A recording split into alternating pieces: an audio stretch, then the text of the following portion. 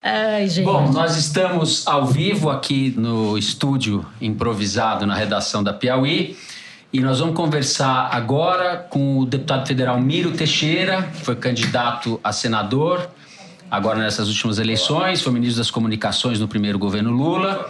Bem-vindo, tudo bom? E aí? Tudo bem? Como vai? Tudo bem, senhor? Posso ler o Michel Temer agora? A repercussão da vitória do Bolsonaro. O presidente Temer, assim a gente já começa. Já vamos esquentando. Vocês vão precisar de número de parlamentares por bancada, essa coisa? Não, eu vou querer. Número é comigo mesmo. Falou em número com Toledo, acho que é só menos... A bancada do número aqui já se estabeleceu. Vocês fazem uma conexão. Eu passo por os dados. Eu não gosto disso, não. Não gosta de número, não? Eu gosto. Gosta? Tá bom. São necessários. Olha só, Michel Temer parabenizou o Bolsonaro. Acabei de parabenizar o presidente eleito Jair Bolsonaro pela vitória histórica conquistada hoje. Terminada a eleição, é hora de todos unidos continuarmos a trabalhar pelo Brasil. E contigo a gente quer falar disso, né, Miro? O que acontece daqui por diante no governo Bolsonaro e na relação do Bolsonaro com o Congresso? Você que tem todos esses anos de vivência no Congresso, deve ter suas impressões para passar para a gente. É um Congresso muito diferente, né, do que a gente viu nas últimas décadas. Mais ou menos. Não? Não. Tá bom, então vamos lá. Não é? Não é. Porque a renovação propriamente dita na Câmara dos Deputados não chegou a 20%. Uhum. Os que voltaram à Câmara dos Deputados foram contados como renovação. São ex-deputados, ex-senadores, ex-prefeitos, ex-governadores. Os famosos redivivos. Mas os novos são de direita, né? Você falou que são 100 deputados realmente novos, é uma entrevista 98, recente. por aí. Mas os que são novos são do PSL, são à direita. Isso não vai fazer diferença? Não, são muitos do PSL, nem todos do PSL. Uhum. Mas o PSL faz uma grande bancada, quer dizer, o PSL em 2014 tinha um deputado, na janela passa para 8, mais ou menos, e agora está lá, perto de 52. Partido relevante, claro, partido relevante. A Câmara vem decidindo menos por partido e mais por blocos parlamentares. Certo. Os partidos se desqualificaram na população, de um modo geral, não digo todos, e internamente também. Foram muito mais cooptados do que, a rigor, passaram a ser integrantes de um governo de coalizão. Não havia um programa uni-los. Não havia uma ideia. Fisiologismo. Era fisiologismo puro, não é? Então, é um chamado presidencialismo de cooptação, que o Fernando Henrique usou indevidamente a expressão. Era sua. Sem citar a autoria. Mas, Não terá sido a primeira vez. E isso, num mandato que foi mais diferente do que os outros mandatos. E todo mandato é diferente, não é um mandato igual ao outro, não é aquela coisa de, o cara é experiente, ele sabe que vai se passar. Não, cada mandato é diferente. Esse mandato foi um mandato em que foi preso o presidente da Câmara dos Deputados, foi afastado do mandato e foi preso. Houve impeachment antes da Dilma Rousseff. Foi um mandato altamente sensível a problemas negativos. Não se aprovaram 2 pedidos de abertura de investigação contra o presidente. Não se aprovaram 2 medidas de investigação contra o presidente. Possivelmente haverá outra aí na fila, né? Mas que não dará tempo, e esgotado também o mandato presidencial, essa autorização se torna dispensável. Mas essa questão extrema-direita, extrema-esquerda, não se colocou nesse mandato.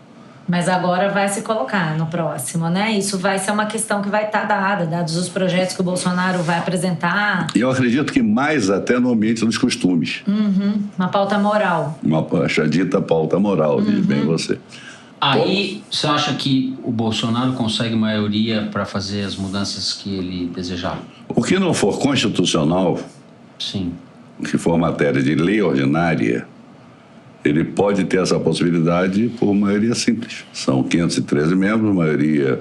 É preciso estar presente em 257, certo. E desses 257, a maioria, 257. Então, é um número que não é tão complicado de se obter. Quando você vai para a lei complementar, já é a maioria absoluta da composição da casa.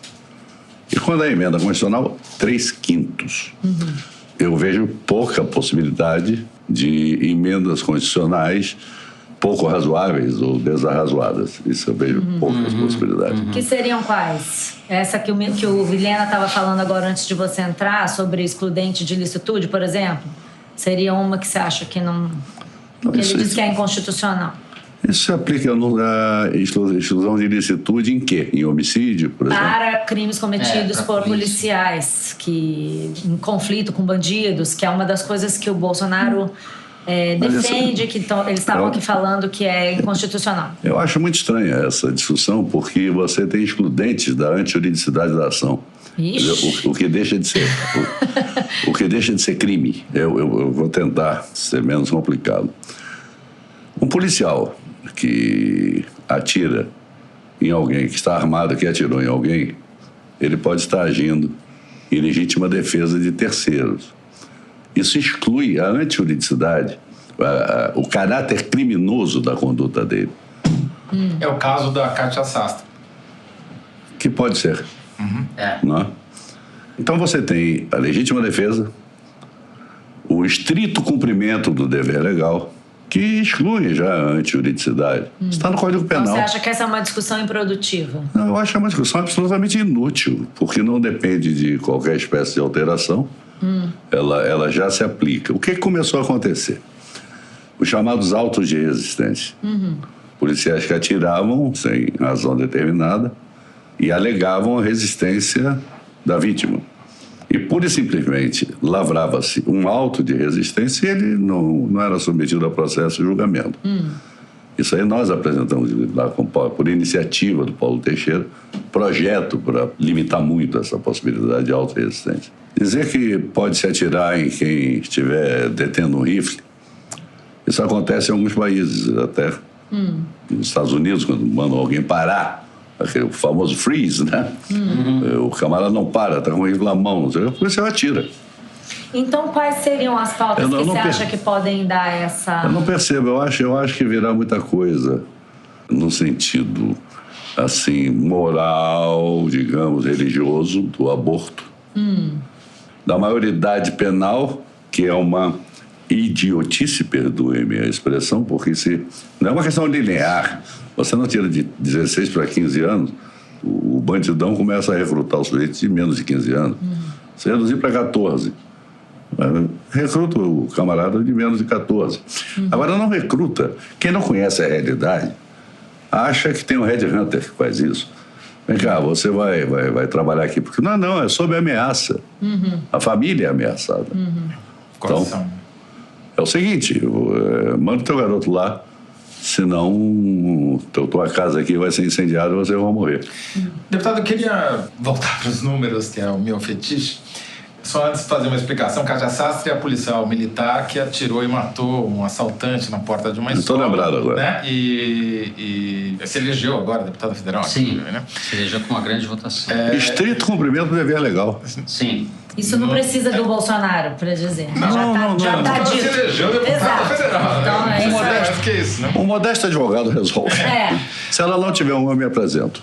Agora, vamos pegar essa nova composição da Câmara que foi eleita, que é uma composição meio maluca, né? Quer dizer, 30 partidos com representação, isso. Nenhum com mais do que 54 deputados, se não me engano, que é o caso do PT, que é o que elegeu a maior bancada, e vários deles presos na cláusula de barreira, inclusive a Rede. O que sai disso? Obrigatoriamente, partidos que ficaram na cláusula de barreira vão se reorganizar, vão se juntar ou vão aderir a outros partidos? Que cenário o senhor está imaginando que vai se formar até antes da posse em fevereiro de 2019? A título de curiosidade, você confessou esse fetiche por números, é um estranho fetiche.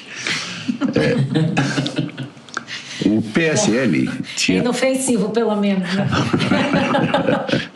É solitário. O PSL tinha um deputado em 2014, eleito em 2014. Passou para 8 deputados, bancada atual, na janela. Ele ganhou agora 44 deputados e ficou com 52. Você vê que prodígio, fantástico, não é? Enquanto você teve perdas, o PT perdeu 5, saiu de 61 para 56. O PSDB perdeu 20, não? 49 para 29. O PSDB tinha 54 em 2014, passou para 49 na bancada atual, perdeu 20, você tem razão, está com 29 deputados. Então você teve uma mexida nos partidos políticos, em primeiro lugar, antes de ter nos deputados. Por quê? Há uma diferença entre o momento da posse do presidente da República, 1º de janeiro, e a posse dos deputados, 1º de fevereiro. Os deputados tomam posse, sessões preparatórias, eleição da mesa, dia 2. Aí começa a discussão para a composição das comissões. Isso toma de 15 a 20 dias. Eu não sei quando vai cair o carnaval, tem que olhar. A rigor, você vai ter congresso a partir de 15 de março. Tudo isso. Tudo isso. E repito, não sei quando cai o carnaval. Vamos apelar para o seu fetiche. Vamos lá. Você já tinha me dado a dica, eu não tinha entendido. Eu sou meio lento. Vamos ver o carnaval aqui. Não é? Então você vai ter um período em que o Jair Bolsonaro terá a oportunidade, sim, de editar a medida provisória. 5 de março. 5 de março, má notícia. Carnaval em março. Porque você vai consumir primeiro o carnaval. Que dia da semana, por favor? Terça-feira, dia 5. Terça-feira, dia 5. Então você vai consumir a terça-feira, que vai de 5 a não sei o quê, a 9, por aí, 8, vem a segunda-feira seguinte. E aí começa o trabalho efetivamente, logo depois interrompido pela Semana Santa. É a vida real, né? É o mundo real. Agora é o mundo real. É o mundo real. E você tem algumas coisas. Desde o primeiro momento, ele tem o poder de editar medidas provisórias. E isso estimula o calendário do Congresso. Se o presidente quiser imobilizar o Congresso Nacional, ele imobiliza pela sucessiva edição de medidas provisórias. Porque elas têm preferência nas pautas, elas obstruem as pautas. Não é? Ele tem que ver qual é o procedimento dele. Primeira coisa. A segunda, eu não sei até que ponto ele vai querer se relacionar também diretamente com a população. Ele tem indicado que tem uma preferência por essa opção. Ele indicou nos últimos momentos de campanha e tudo mais. A primeira manifestação dele hoje foi por uma live. Não é? Desintermediou. E a Constituição tem elementos muito sólidos para um presidente agir. O sistema presidencialista é muito forte. Nós temos um presidencialismo imperial. Isso combinado a um presidente que já tem uma tendência mais autoritária? Né? Nós tínhamos uma previsão de implantar o parlamentarismo desde o começo da Constituinte, já em 1967, né? Ela eleita em 66, posse em 67, é a denominada Constituição de 1988, que a rigor é da Constituinte de 67. E que já sofreu 99 emendas. Enfim, não é mais o texto de 88. Mas isso não é a nossa pauta. Quando houve a reação do centro, que ainda não era o centrãozão, e chegaremos a ele pelo Roberto Cardoso Alves, com o Edando que se recebe, e depois com o Severino Cavalcante, quando disse: eu quero um posto de petróleo lá na Petrobras, eu quero uma diretoria da Petrobras. Mas não daquelas quaisquer. Eu quero uma de furar poço. Aquele é um momento marcante, assim, da existência do Toma lá da cá, do Edando que se recebe, do presidencialismo de cooptação, do que quiser denominar. Então você tem um presidencialismo muito forte que resulta de quê? Dessa mutação que se dá de um projeto constitucional parlamentarista para um projeto constitucional presidencialista. E esse projeto constitucional parlamentarista manteve alguns dispositivos do parlamentarismo. Isso quer dizer que ele vai mandar todas as medidas provisórias. Medida provisória é típica do parlamentarismo, vocês sabem disso. Pode ser que quem esteja nos ouvindo aqui não saiba. Mas é típica do parlamentarismo. Por quê? Porque se ela for rejeitada, cai o governo no parlamentarismo. Vem um voto de desconfiança. Isso surge muito no direito constitucional italiano. O cenário, então, é o seguinte: o Bolsonaro vai fazer várias medidas provisórias. Pode. Essa é a sua previsão. O senhor acha que é isso que vai acontecer? Eu acho que se ele tiver vontade de ser veloz, Porque no dia 1º ele toma posse, dia 2 ele dá posse aos ministros, dia 3 ele tem que abrir a loja. Sim, aí ele vou fazer o o quê Congresso aqui? de medidas provisórias e os parlamentares vão ser obrigados a avaliá-las. A medida provisória entra em vigor na data da publicação. Exato, e vai ser votada mais na frente. Você ainda terá um Congresso até 31 de janeiro, que poderá começar a trabalhar essas medidas provisórias, embora de recesso chamado para trabalhar. Depois vem a posse, isso é interrompido, mas como ela produz efeito desde a publicação, pode ser que ele opte por um caminho inicial para dizer ao povo, eu estou fazendo isso. Ele vai ter que dizer o que está fazendo, a partir do dia 2 ou 3 de janeiro. E trabalhando muito com todos os Twitters da vida. O senhor disse aí que vê pouca possibilidade de que emendas constitucionais esdrúxulas sejam aprovadas. Qual a chance de que a tentação autoritária que está embutida nesse governo e o papel dos militares na composição desse governo, na dinâmica desse governo? Como é que o senhor vê isso? Eu tenho que separar desejo de possibilidade. Eu desejo que a Constituição seja respeitada. E me lembro, eu garoto, assim, mas me lembro do doutor Tancredo Neves. Uma vez me disse, Miro, a primeira coisa que a ditadura faz é rasgar a Constituição. Então não adianta ficar citando o artigo tal. Mas eu não acredito nessa possibilidade do Brasil ter avançado para o passado com o processo democrático, com o processo eleitoral. Você não avança para o passado. Quer dizer, as pessoas que votaram, não votaram no projeto ditatorial. E há nesse resultado aí um dado muito relevante, que são as pessoas que não votaram. São quase 40 milhões de pessoas, para não exagerar, vou falar em torno de 35 milhões. Agora existe checador, né? O pessoal checa lá. Foi isso mesmo. Você diz uma coisa, não, peraí, uma vez que na Tanzânia aconteceu algo parecido. Mas foram quase 35 milhões de pessoas. Essas pessoas ou não quiseram sair porque achavam que estava decidido, ou tiveram a impossibilidade, ou tem mais de 70 anos e decidiram não comparecer. Já no primeiro turno não compareceram, muitas, né? No segundo turno é sempre maior a quantidade de abstenções. Ou não estavam satisfeitas com o cenário colocado. Olha, a soma branco, nulo e abstenção não é pouca coisa, não. Tem os mortos também que continuam no cadastro eleitoral. Não, mas eles vão saindo, você sabe? Porque... depende quando tem agora o recadastramento digital. Sim. Porque automaticamente as comunicações de óbito são feitas da Justiça Eleitoral para ir dando baixa. Pelo menos... Deveriam ser. Né? A teoria é essa.